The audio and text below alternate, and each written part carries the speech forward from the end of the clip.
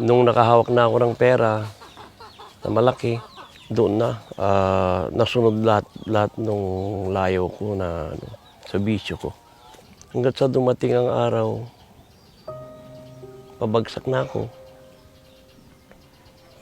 Para bang para lang ako naginip na bumalik ako sa pinanggalingan ko. Sabi ng misis ko, hindi ka ba nahihiya? Kilala kang mayaman tapos Sabi ko, bakit ako mahihiya? Unang-una, nakahawak ko ng perang malaki.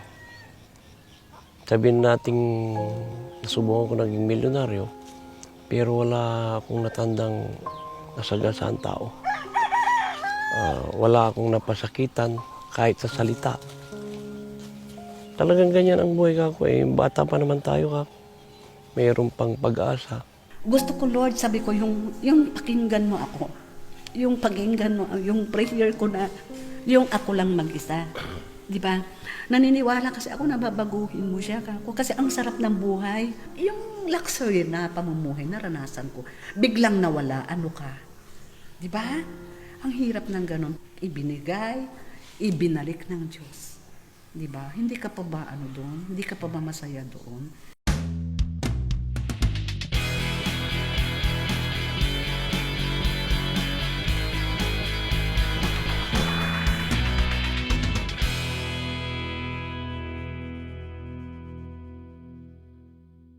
Ay, opo. Pumikita ako. Tulad itong Supermax. Nung nakaraang taon ko lang nakilala si Sir Rex. Nakita niyang bumili ako ng doon sa agricultural supply diyan kay Muñoz Macam dito sa Bayambang. Sabi niya, sir, baka gusto niyong subukan ito. 90 days lang po ito, sabi niya. Kasi ang itatanim ko na talaga noon, yung ibang variety na buto. Sabi ko, sinong mga nakasubok na yan? Binanggit niyo yung mga pangalan ng mga nakasubok. Dahil sa namimili ako ng sibuyas, kilala ko silang lahat. Hanggat sa tinawagan ko sila, sabi ko, subukan niyo na ba itong ganitong buto? Ay, yan yung binibili mo sa akin nung nakaraang taon. Sabi ng mga kaibigan ko. Kaya hindi na ako nagdalawang isip. Gaano kalaki yung tinamnan yung lupa? 4,200 square meters lang po. Lang? Opo. Sinubukan ko, kumita ko ng malaki. Maganda po ang naging resulta. Pati sa pag-ani. Marami akong naani kasi parang puti na nagkalaman lahat. Halos wala akong nakitang yung tinatawag na yung palito, yung hindi nagkalaman. Nagkalaman lahat, kaya doon sa 4,200 square meters, inabot ko yung 130 pesos ang per kilo. Per kilo? Ang taas? Opo. Yun lang po. Sa tanang buhay ko, doon lang po ako inabot ng ganun.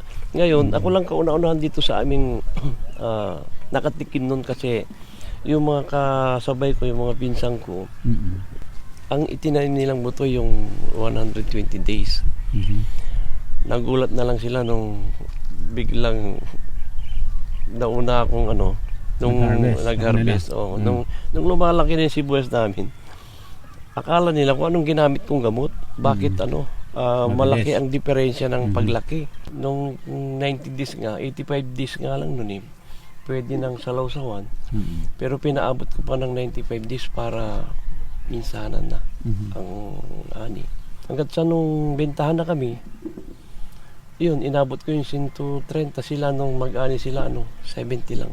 Kaya 70 malaki. na lang. Ilang 70. araw po pagitan ninyo? 2 linggo. 2 linggo yan. 2 linggo lang ang pagitan. Pagitan Bumagsak doon ka agad from 130 to 70. Kasi kasi matagal rin ako namimili. Ang sibuyas kasi pagkadagsa na, pagka gumalaw, pabagsak, dire-diretso yan. Bulusok na. Bulusok. Kung bumaba yan, 5, 10, 20. Pero kung paangat yan, piso-piso lang. Ganun. Oo, kaya pag bumagsak yan, mahirapan ng umangat, bumalik doon sa doon sa So, unang yun presyo niya. yung dahilan po kung bakit marami yung hindi kumikita kasi yung bagsak na presyo na abutan. Yung bagsak na presyo. Kaya malaking advantage nitong rin. Itong 90 Itong days. 90 days kasi lalo pagka naghahabol ka ng monsoon. Mm-mm. Kasi simulat nagkaisip ako na nagsibuyas kami. Mm-mm. Nakita ko kumikita lang ang sibuyas pagka sa monsoon lang. Sa mga buwan ng September Mm. to October ay tinatawag pa rin monsoon yan. Okay. Pero pagka nag-November ka na yung mga tinatawag na pangalawang monsoon ba, medyo tagilid ka na nun Tagilid sa na. presyo. Tagilid sa presyo. Pero nung nakaraang taon hanggang huli, Mhm. kumita ang mga Sa ang bagay mga sir, yung magtatanim. kahit yung 70, kita pa rin yan, di ba? kahit Kung tutuusin. kahit 30 lang ang Kahit 30 lang kikita, ano? kahit 25 lang yung presyo mo 30 kung maganda ang ani mo. Kung magandang ano. Kung magandang ani. So ito, doble. Ay, ang daming advantage mo na harvest mo ng maaga Na-harvest mo maaga. at madami yung harvest. Oo. Tapos mataas ang presyo. Mataas ang presyo. Sir, yung 4,000 square meter mo, 4,200. 4,200, ilang kilo ang na-harvest mo? Gamit itong anong seed po ito? Supermax. Supermax. Ilang kilo ang na-harvest mo sa Supermax? Ang pinagbentahan ko dun sa 130 per kilo, kulang ng 22,000 sa 1,000,000. Muntik nang umabot. 972. Tama? 78 978,000 sa 4,200 square meters. Ang laki nun, sir. Oo. Kasi ang computation normally, yung iba, kikita ko daw ng milyon sa isang hektarya. Sa isang Tama po hektarya. Pero marami pa rin nagre-reklamo doon kasi hindi sila nakaka-timing sa Pagtatanong. Presyo. sa presyo. Pero sa'yo, 4,200 square meter lang, Opo. 1,000,000 kung tutuusin. Oo, kung tutuusin. Wow. Parang nagpakita kung baga parang nagpakitang gilas na tama akong gamitin mo.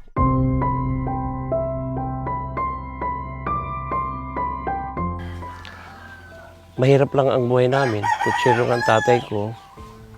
Tapos alam mo sir, ang lagi kong pinapanalangin yung bang hindi ako mag-aasawa hanggat hindi naging maayos ang buhay ko. Kasi nakikita ko yung mga kababata ko na maagang nag-asawa. Nakita ko yung mga anak nila parang kaawa-awa. Kaya lagi kong pinapanalangin yun. Na sabi ko, Lord, di ako mag-asawa pag hindi maayos ang buhay ko. Dumating yun. Nagkaroon kami ng hanap buhay nun, maayos. Kumikita na ako ng nun. Nakakahawak na ako ng milyon. 90s po yun, nung pinanganak yung anak kong panganay. Edad 40 po ako siguro noon. Sugarol talaga kasi ako nung maliit pa ako eh. Nalulong ko sa sugal. Nung nakahawak na ako ng pera na malaki, doon na nasunod lahat nung layo ko na sa bisyo ko. Wala akong ginawa sa buong araw-araw. Ang mga tao ko nakadestino sa Mindanao, sa Bisaya, Cebu, Bacolod, Iloilo. Kaya nalibot ko lahat halos ang buong Pilipinas. Hanggang doon nagsasabong ako pagka napapadpad ako doon. Hanggang sa dumating ang araw, pabagsak na ako. Para bang para lang ako naginip na bumalik ako sa pinanggalingan ko. Nag-apply ako ng driver. Driver ako ng truck, sir. Ng ilang taon siguro, 8 taon. Bumibiyaya ako ng Divisoria. Sabi ng misis ko, hindi ka ba nahihiya? Kilala kang mayaman tapos Sabi ko, bakit ako mahihiya? Unang-una, nakahawak ko ng perang malaki. Sabihin nating subukan ko naging milyonaryo, pero wala akong natandang nasagasaan tao. Wala akong napasakitan kahit sa salita. Ba't ako mahihiyak ako? Hindi.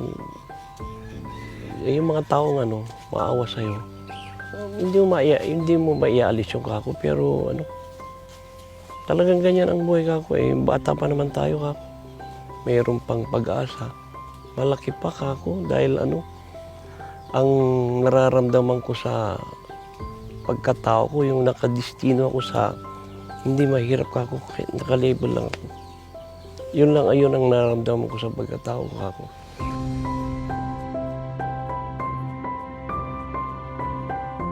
Meron akong naging kaibigan na doktor. Nabarkada niya ako dahil sa sabong. Kaya kami naging close nun dahil parehas kaming lulong sa sugal. Ang father niya, optometrist. Ang mother niya, ophthalmologist. Tapos din siya, optometrist siya. May optical sila sa Manila. Nag-down siya. Magpapasko nun. Hindi niya napasweldoan kami. Ang lakas nung hanap buhay niya. Sabi sa akin, pare, gumawa ka ng remedyo. Sabi niya, pasweldoan mo yung mga tao. At ituloy mo yung hanap buhay ko, sabi niya. Andyan lahat yung gamit. Gamitin mo yung pangalan ko. Aalalayan kita. Doon ako umakyat. Naging milyonaryo ako. Ilang buwan lang, sir. Wala pang 1 taon milyonaryo. Baka 6 months siguro, nakahawak na ako ng milyon. Sa lakas ng hanap buhay niya. Baliktad eh. Sabi ko, sumunod ka sa magulang mo kako dahil nasa Nigeria sila. Aalalayan ko yung pamilya mo, sabi ko. Yung mga anak niya, nasa Montessori pa, no? Maliit pa rin yung mga anak niya, no? Pero tinupad ko yung pinangako ko sa kanya. Nung habang nasa Nigeria siya noon, sinundan yung mother niya. Taon din inabot. Sinuportahan ko yung pamilya niya sa pang-araw-araw nila. Malit lang na bagay kasi yun dahil malakas akong kumita noon.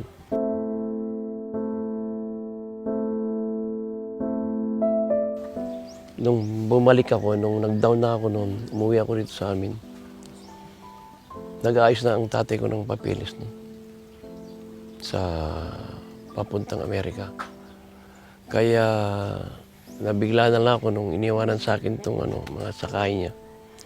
Ayun, tulad ng sinabi ko, hindi ko pa alam masyado ang kasi hindi ko sinaulo yung pag-aalaga ng sibuyas. Nahihirapan ako kasi hindi ko nasundan yung kung paano yung pag-aalaga ng sibuyas. Yung taong pag-aalaga, natatakot din ako, baka makontra ko. Sayang lang. At tuwing nagtatanim ako noon, tinatawagan ko pa yung tatay ko sa Amerika. Tinatanong ko kung ano yung gagawin ko. Ayun, hanggat sa natuto na ako. Hanggat sa dumating ang panahon na nag-aaral na yung mga anak ko. Nakaka-recover ng konti, pero diretso pa rin yung sugal. Hanggat sa may nakilala akong kaibigan na ang sabi sa akin, sayang na pagkakatiwalaan tao yun. Napakabait saka kahit 5, hindi namin nakitaan ng yun. Kaya sabi nung kapatid niya sa Amerika, pare, tambay ka lang dyan, sabi niya. Pagdating ko, lalabasan kita ng truck, sabi niya. Bibigyan kita ng kapital, patatakbuhin mo, sabi niya. Sige ka ako. Salamat kung Hanggat sa dumating yun, dumating nga, naglabas kami ng truck. Pero tuloy pa rin yung bisyo ko, sugal. Pagkatapos ng sibuyasan, wala akong naipundar. Dahil napunta sa lahat sugal. Ang sugal kasi, sa 10 beses ka magsugal, swerte na yung manalo ka 2 beses. Swerte na yun. Manalo ka ang 2 beses, talo ka pa rin kasi mas marami kang talo.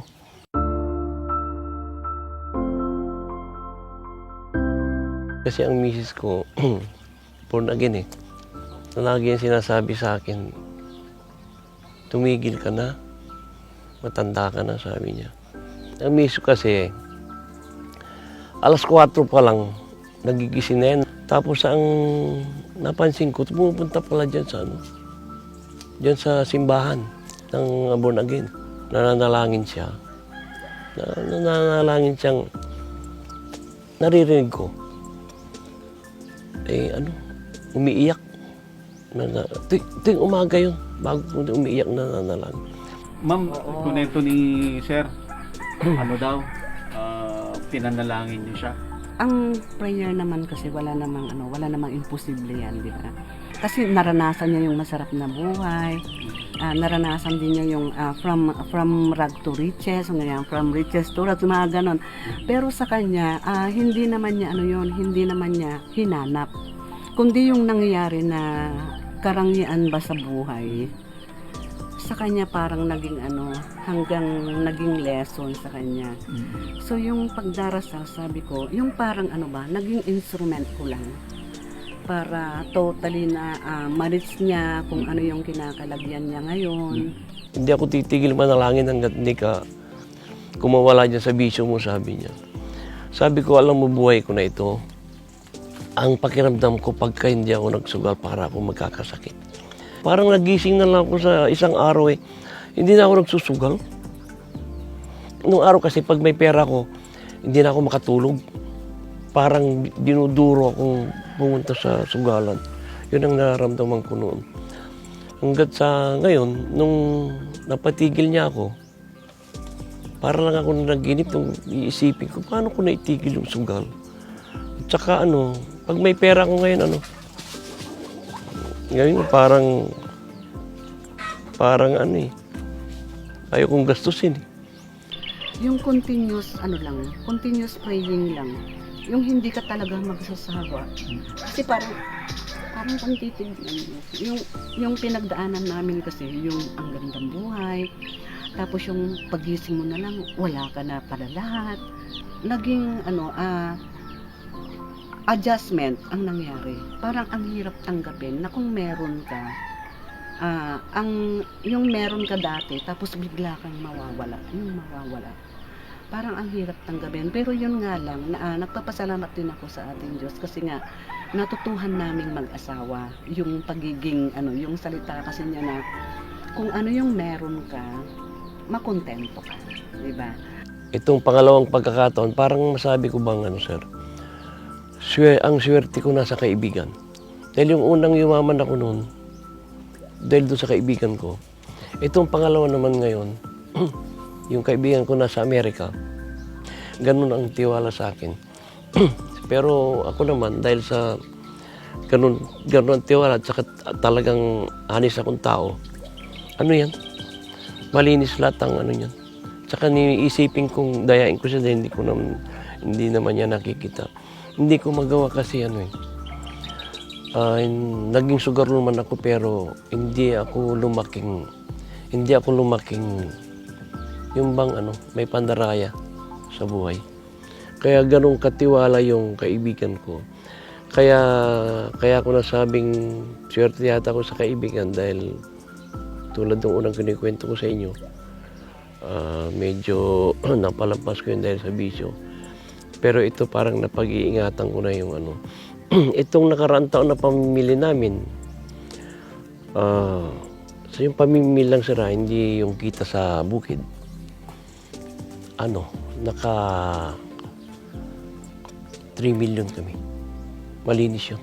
Naitigil ko yung sugal nung malalaki na yung mga anak ko. May trabaho na sila. Dapat sana noon pa tinigil ko na para dumadas kasi sila ng kakapusan din nung nag-aaral sila. Talagang bitin yung budget nila. Kaya pag naalala ko yun, parang nangihinayang din ako sa panahong dumaan. May nagsabi sa aking matanda na sa ngayon, ikaw ang pinakamayaman dito sa barangay natin. Nung araw na yun, sir, mahalaga pa ang pera nun. May value pa ang pera nun. Siguro, 10 million hanggang 20 million siguro ang naipatalo ko nung panahon. Kasi bumagsak ako. May dumarating na araw na walang derby, walang sabong. Ang hanap ko kasino. Sa experience ko kasi sa sugal, sa sabong, o kaya anong sugal, pag nanalo ka, marami kang kaibigan. Nung nag-down na ako, isa lang yata o dalawa yung kaibigan ko, talagang kaibigan ko.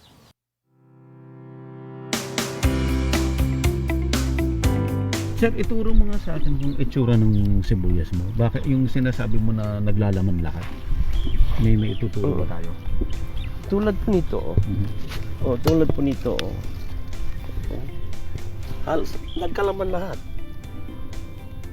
Ito sir, mas malinaw rito. Okay. Tingnan mo ito. Wala kang makikitang dyan. May laman lahat dyan. Hanggang dito. Tingnan mo nga lang pagka siniswerte ka ako. Bumili na ako ng ibang buto noon. Yung pang 120 days. Ito yung Supermax po. Pupo tayo. Ito yung Supermax. Opo. Describe nyo nga siya. Anong kagandahan niya? Ang kagandahan niya, mapula. Ito mapula. Tapos kumpara sa ibang lalo pagka napagulang ng gusto ito, sir, pulang-pula ito. Marami kang maaani kasi halos lahat 99% naglalaman. Tapos mabilis pa. Maiksi lang ang araw, 19 days nga lang. Totoo yung 19 days. Ganda yung pagkapula. Nung mas mapula pa dapat ito kung hindi inabot ng sunod-sunod na ulan. Sa ngayon, maraming gumaya sa mga katabi ko, mga kapinsan ko. Ginaya nila yung butong tinanim ko. Nag-harvest po tayo ngayon. Opo. Ilan po yung ine-expect mo na mga harvest natin ngayon dito sa the same na lupa, no? 4,200. Ano pong ine-expect nyo na number of kilos?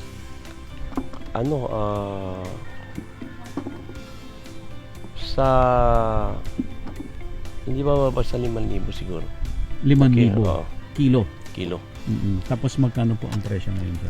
110 ang inabot ko. 110 lang inabot niyo. Pero mataas pa rin yun, sir. Ay, mataas pa rin po yan. Tingin mo next week magkano na ang presyo niyan next week? Ay, bababa na yan sa 100. 100 na lang yan next week. Bababa pa yan sa 100. Oo. In 2 weeks time, mga 80 na lang yan. Ganun po. O 60 na lang. Maaari po, tulad kahapon, may nagsasabing 100. Tapos yung kaibigan ko, pumutok na rito sa lugar namin, pare, 90 na. Hindi ko pa sana bubunutin to. Gusto ko tatapalat ito para mas matimbang sana. Nag-aburido rin ako. Pinabunot ko na kasi sa 110. Nakakapanghinahin kung araw-araw bumababa ng 10.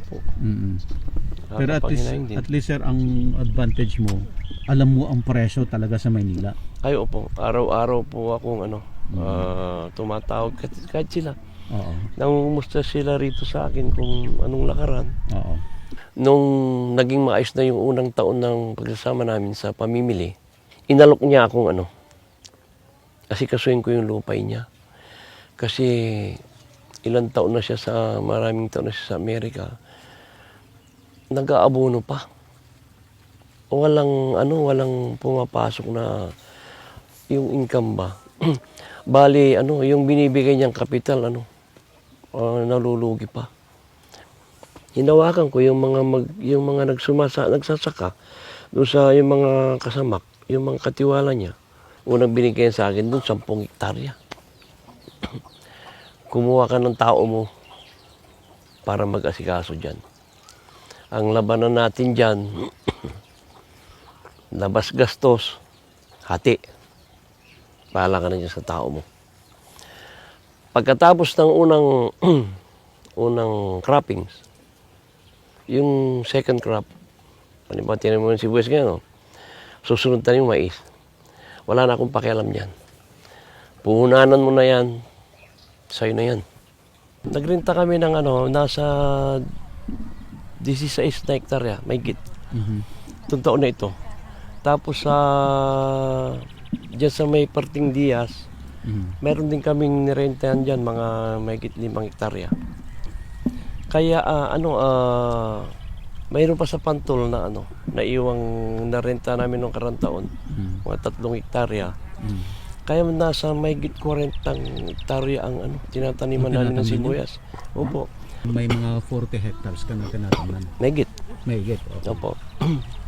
Magkano yung kinita nyo doon? Na-harvest nyo na lahat yan, 40 hectares? Ay, hindi pa po. Ito pa lang una. Ito pa lang? Itong, Oo. itong Sarili mo? sarili ko, ito pa lang. Oo. Sir, magkano ang ini-expect nyo na kikitain doon sa 40 hectares plus? Ay, hindi po matansya. Depende po sa presyo mamaya. Mamaya. As in mamaya lang talaga. Oo, ito darating na. Yung presyo talaga kasi tulad nung nasabi ko, nabanggit ko na lalo pagka bulyuman na ang bunutan, pag bumabayan talagang tuloy-tuloy na. tuloy-tuloy. Pero sir, ang Pangasinan ang nauuna, hindi ho ba? Ay, opo. So, yung ibang probinsya wala pa? Ay, wala pa po sa ngayon. Wala pa. Halos sa Nueva Ecija, halos nagtatanim pa po sila. Uh-huh. Sa Mindoro, ganun din po. Magtatanim pa lang din. Magtatanim pa lang sila.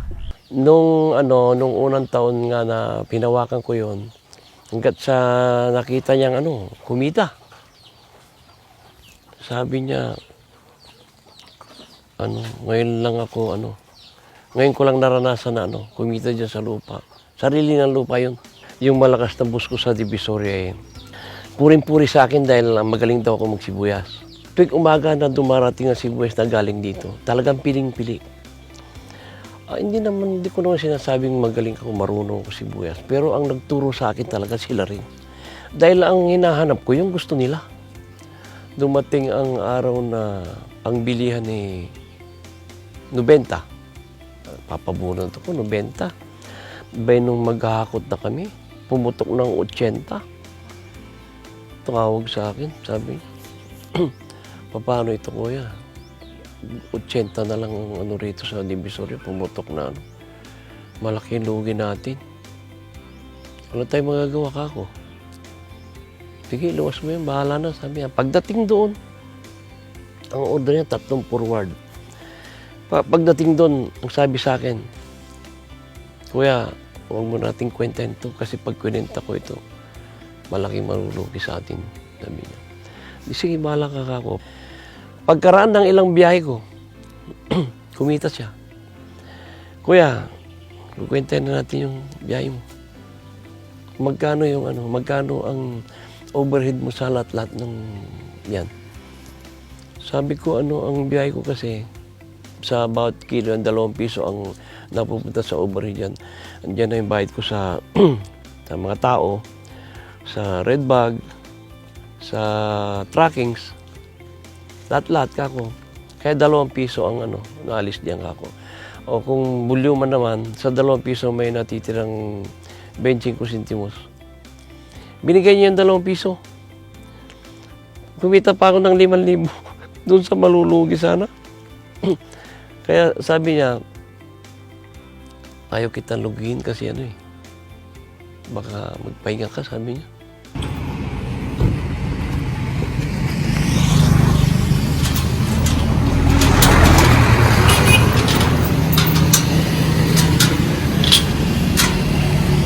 Yan yung sang.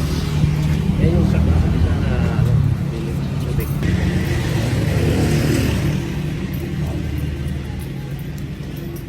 Ito yung unang truck namin.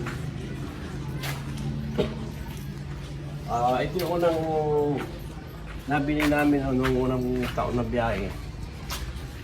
Tapos pangalawang taon, sir, yung nasa harap. Sa labas. Tapos ito ang nabili namin bago. Brand new ito. Ang biyahe mo, sir, sa Manila, araw-araw? Ay, po, araw-araw. Pag nag-umpisa, araw-araw. Nag-arkila pa ako. Kulang pa ito. Kulang ba yan? Ang bilis, sir, ng ano mo, ng Ay, pagbulusok paakyat. yun nga po, yung tulad ng sabi ng misis ko na yung bang share your blessings ba? Pag bumalik maapaw pa. Ito yung anak kong pangalawa na tinuturuan ko sa pamimili ng sibuyas at tinuturuan kong pag-aalaga ng sibuyas. Para pagdating ng araw, pag matanda na tayo, may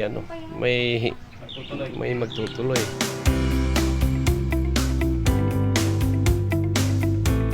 Ito po, anong itatanim dyan sa ginagayak na yan?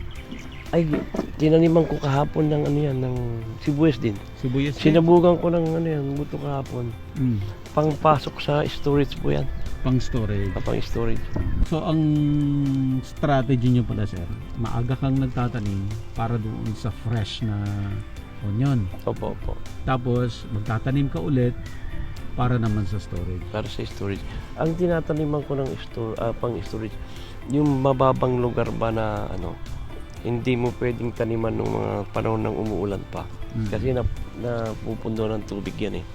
Palay ang tinatanim dyan sa tag-ulan. Eh nung naani ko na yung palay, binungkal, at sa napasingawan, nabulok yung dayami. Ayun, tinaniman ko na. Kahit na hulihan ka ako, kung aabuti ng presyong kahit 30 lang, siguro, pwede nang ibenta yan. Kung 30 ang presyo at magandang ani. Pero kung mababa sa 30, siguro 20 ko 20. Storage. Pwede nang pamasok sa storage. Total ako may mga reservation din ako sa storage dito sa Tarlac at dito sa Bayambang. Itong nakaraang taon, mataas. Kaya konti lang ang ipinasok namin. Nung ipinasok namin yun siguro nasa ang kapital nun nasa 1,000 lang isang red bag. Nung dumating ang oras na yung storage umabot na ng 2,000 malinis. 2,200 ang bayad sa storage. 200 sa sibuyas, malinis na yun. Binenta ko na. Kasi may pumatong na eh. Ay hindi ko alam na aakyat pala ng mahigit 4,000 yung isang red bag. Ang laki nang nawala. Ang laki ng kita pa sanang pumatong. No? Ganyan lang ang sitwasyon na talaga pagsasaka. Swerte yan pagka na-chip mo yung magandang presyo. Yung una, nung nakarantong isa, magmula Mayo, yung wala nang sibuyas sa labas, May, June, July, August. 4 na buwan hindi gumagalaw ang presyo ng sibuyas. Nasa 600, 650 lang. Kasi punong-puno ang storage doon. Ngayon, aburido kami. Kasi sagad ang pinasok namin sa storage dito. Sabi ng boss ko, magkano na ba presyo yan? Hindi gumagalaw, 650. Pagka may 700, larga mo na yan. Sabi sa akin. Hindi na tayo talo dyan. Kahit pa paano, tatabla na yan. Sa dami.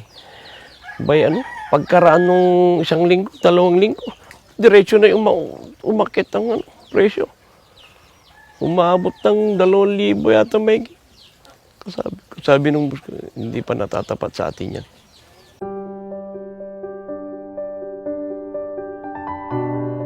Lahat ng kinikita ko ngayon sa bukid at saka sa pamimili, buy and sell, ay may magandang napupuntahan tulad ng itong nakaraang taon. Dahil itong bahay namin ngayon, inumpisa ng anak kong Seaman, panganay ko at saka yung anak kong Tommy Trish, yung tutura sa mata. Kung kwento nila, Rich, bago daw yung bahay niyo. Ay, opo. Ilang buwan na yung bahay niya? Nung ano, nung nung nakaraan taon pala, inumpisahan nung mga anak kong ipatayo yan. Dumating yung pandemic nga, natigil sila pareho sa trabaho. Eh, ang sabi sa akin, paituloy mo na yung bahay. Naumpisa na namin, bahala ka na. Pero may pera ko, pambili ko sana ng ng Nissan Terra. Sabi niya, mas unahin mo na yung bahay. Eh, sigurado na yan. Kaya hindi na ako dalawi. Kaya yung pambili ko ng sakyan, pinanggawa ko na doon sa bayan. Sa awa ng Diyos, natapos na. Pero medyo kulang-kulang ang gamit pa sa loob. O, sa loob tayo. Pasok po tayo? Opo.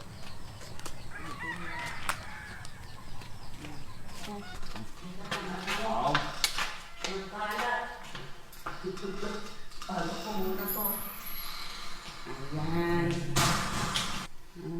Materials na lang tapos yung na lang. Mga appliances pala. Ito katas ng katas ng produkto, katas ng sibuyas. Katas ng sibuyas. Ayan magulo-gulo pa.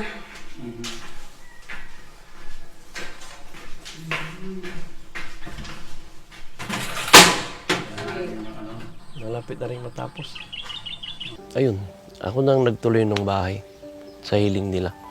Sabi sa akin, yung pangarap mo sa sakyan, marami pa naman taon na malay mo, swertein ka na naman sa susunod na taniman, saka sunod mong pamimili. Sabi sa akin, makukumpleto ko ngayon siguro. Dahil sa medyo nabigyan naman tayo ng magandang magandang presyo. Yun na ang kasarapan kasi ibinalik din unti-unti, di ba? O may bahay ka na. Gaano ho kayo katagal naghintay, nagdasal para si Sir tumigil na sa bisyo? Ay, grabe. Within 13 years yata, araw-araw yata pinagdarasal ko na mawin-back ko siya para sa Diyos. Yun nakuha ko. Ngayon ba nakikita nyo na talagang totally maalagaan yung Pumapasok na biyaya. pumapasok na biyaya? Oo, syempre naman, pag nasa iyo ang Diyos, these days, di ba, lahat naman iingatan niya. Hindi naman that perfect, pero naniniwala tayo kasi na babaguhin tayo ng Diyos para dyan. So kung itatanong mo ako sa nararanasan namin ngayon, yung kontento kami for what we have now. Ang gusto ko lang, kasi sabi nga nila, share your blessings, di ba? Sana makatulong din kami sa mga nangangailangan. Ako, diba? may pangangailangan. At saka, kami ni Henry. di ba? Makapag, kumbaga sa makapag-encourage ka din sa mga iba. Kasi ba yung ilaw pa lang binakatay. Kita? Punta tayo sa church. Dito yung church namin. Dito yung pinagdasal si Ito Sir yung ng... sinasabi niya na madaling. Kasi may morning devotion kami rito. Start siya ng 4:30, ganyan. Dito ko talaga umiiyak na imagine mo yung grabe, for 33 years, araw-araw, nag-i-enjoy siyang magsugal. Saan ka na naasawa na parang hindi mo na parang ang hirap. Tulog ka pa. Tapos na kitang ipinagdasal. Kaya sabi ko, hindi man ako makatulong sa bukid kasi hindi naman ako lumaki na magsasaka. Nakatulong ako sa prayer. Yun lang din yun. Kung di lang ako Christian, matagal na akong bumigay. Parang gusto kong humiwalay na ba? Kasi ano kaya mapapala mo dito? Sugar gano'n, di ba? Anong mapapala mo rito?